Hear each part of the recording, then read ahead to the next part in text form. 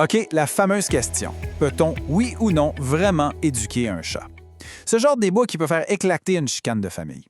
D'un côté, tu as l'image classique du petit despote de salon, super indépendant, qui nous ignore avec un art consumé. Puis de l'autre, on voit des vidéos de chats qui font des high-five. Alors c'est quoi l'affaire? Sont-ils des génies incompris ou c'est juste nous qui ne savons pas comment leur parler? Bon, on va essayer de démêler ça ensemble. Ah, ça, c'est le classique des classiques. C'est une phrase que tout le monde a déjà entendue, j'en suis certain.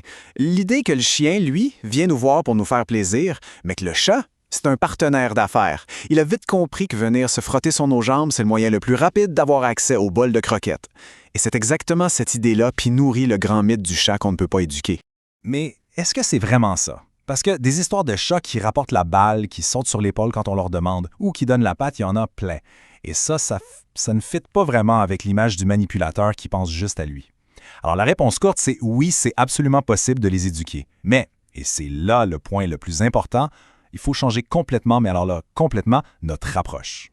Et pour comprendre comment faire, la toute première règle d'or à accepter, c'est la suivante. Un chat, ce n'est pas un petit chien. Vraiment pas. On parle de deux systèmes d'exploitation complètement différents qui ont été façonnés par des milliers d'années d'évolution bien distinctes. En fait, l'explication, elle vient de leur histoire. Le chien, lui, ça fait des millénaires qu'il a été sélectionné pour travailler avec nous, pour essayer de comprendre ce qu'on veut. Son but dans la vie, c'est de plaire au chef de la meute, qui est devenu l'humain.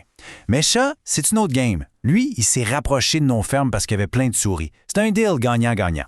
Il n'a jamais eu besoin de nous plaire pour survivre. Son vrai moteur, c'est le bénéfice direct et immédiat.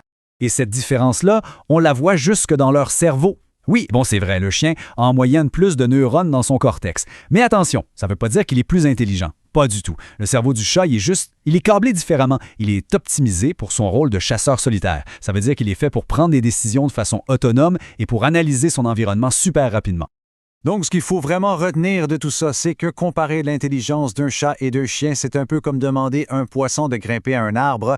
Ça n'a aucun sens. Les deux sont intelligents, mais leur intelligence est juste adaptée à leur propre monde. Le chat n'est pas moins brillant, il est simplement félin. OK, maintenant qu'on a bien compris qu'on ne peut pas utiliser le mode d'emploi du chien, qu'est-ce qu'on fait? C'est quoi la bonne méthode? Eh bien, là-dessus, toutes les études et tous les experts sont d'accord. Ça se résume en 3 mots bien simples, coopération, pas domination. Et ça nous amène à la question de la punition. Le fameux vaporisateur d'eau, le non bien senti, ça doit bien marcher ça, non? C'est souvent notre premier réflexe. Le chat gratte le divan, on sort la bouteille. Ça semble logique. Pourtant, la science est super claire là-dessus. Non seulement c'est inutile, mais c'est même complètement contre-productif. Écoutez bien ça. Le chat n'apprend pas que griffer le divan, c'est mal. Il apprend que son humain devient terrifiant sans raison. Ça résume tout le problème. Un chat, il ne peut pas faire le lien entre ce qu'il a fait il y a 5 secondes et la punition qui arrive maintenant. Tout ce qu'il enregistre, c'est que son point de repère, sa source de sécurité, c'est-à-dire nous, devient tout d'un coup imprévisible et fait peur. Ça génère du stress, de l'anxiété, et bien souvent, ça ne fait qu'empirer le comportement qu'on voulait corriger. Alors, on met la punition de côté et on accueille le vrai héros de cette histoire, le renforcement positif. Le principe est d'une simplicité déconcertante. On récompense immédiatement un bon comportement pour donner envie au chat de le refaire. La clé, mais vraiment la clé du succès, c'est le timing. La récompense doit arriver dans les 2 secondes, max après l'action. Et là, évidemment, quand on pense récompense, on pense tout de suite à quoi? Aux gâteries. Et c'est souvent le cas, c'est vrai. Mais attention, les recherches nous ont sorti une surprise assez incroyable qui vient un peu bousculer nos certitudes sur ce qui motive vraiment un chat. Regardez bien ça. Une étude de 2017 a montré que si on leur donne le choix, la moitié des chats préfèrent une interaction sociale, des caresses, des mots doux, jouer un peu, à de la nourriture. Oui, 50%. C'est énorme. C'est une statistique qui change tout. Ça nous force à vraiment observer notre chat pour trouver c'est quoi sa monnaie d'échange. C'est quoi qui le motive, lui. Et ce n'est pas toujours ce qu'on pense. Bon, à cette théorie, passons à la pratique. Pour bâtir ce dialogue avec notre chat, on a besoin de quelques outils bien précis. On va voir ensemble comment on peut transformer ces grands principes en gestes concrets. Alors, l'outil le plus efficace, c'est ce qu'on appelle un clicker.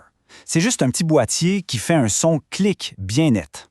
Avant de s'en servir pour vrai, il faut le charger. C'est simple, on clique et on donne une gâterie tout de suite après.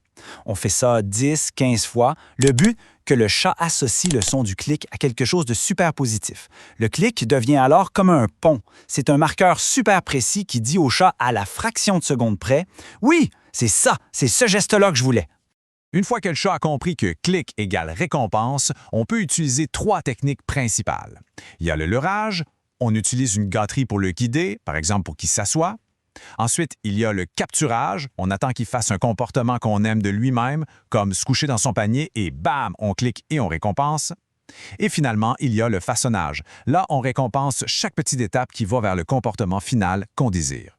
Et une fois qu'on maîtrise ça, les possibilités sont pas mal infinies. On peut commencer par des trucs de base comme « assis, donne la patte » et aller jusqu'à des tours qui vont vraiment impressionner les invités. Mais c'est plus que juste des tours. On ne fait pas juste gérer des comportements. On stimule vraiment l'intelligence du chat, on enrichit son quotidien. Finalement, après avoir vu tout ça, on peut se poser la question « qui éduque qui ?» dans le fond. On est parti du mythe du chat complètement indépendant et ingérable et on arrive à un animal capable de communiquer de façon assez complexe. Et ça nous amène à la conclusion la plus importante de toutes. La vraie limite, finalement, ce n'est pas l'intelligence du chat, c'est notre patience. C'est notre volonté de prendre le temps de comprendre comment il fonctionne. Si ça ne marche pas, ce n'est probablement pas parce que le chat est têtu. C'est bien plus souvent parce que notre méthode n'est pas la bonne, que notre timing est mauvais ou qu'on n'a pas trouvé la bonne récompense. Le succès, ça ne repose pas sur notre capacité à dominer, mais bien sur notre capacité à écouter, à observer et surtout à s'adapter. C'est pour ça que, au fond, le mot dressage, il n'est peut-être pas tout à fait juste. Ça sonne comme une relation de hiérarchie, de soumission. Ce qu'on fait, c'est bien plus que ça. Il s'agit plutôt d'établir un dialogue félin. On apprend à parler un langage commun qui est basé sur la confiance mutuelle et la coopération. Et c'est avec cette idée qu'on va conclure. On ne dresse pas un chat, on entre en dialogue avec lui. Cette phrase-là, elle résume absolument tout. Quand on abandonne l'idée de vouloir le contrôler et qu'on choisit plutôt d'essayer de communiquer, on découvre non seulement qu'un chat est tout à fait capable d'apprendre, mais surtout, on bâtit une relation qui est tellement plus riche, tellement plus profonde. On ne fait plus que cohabiter, on collabore.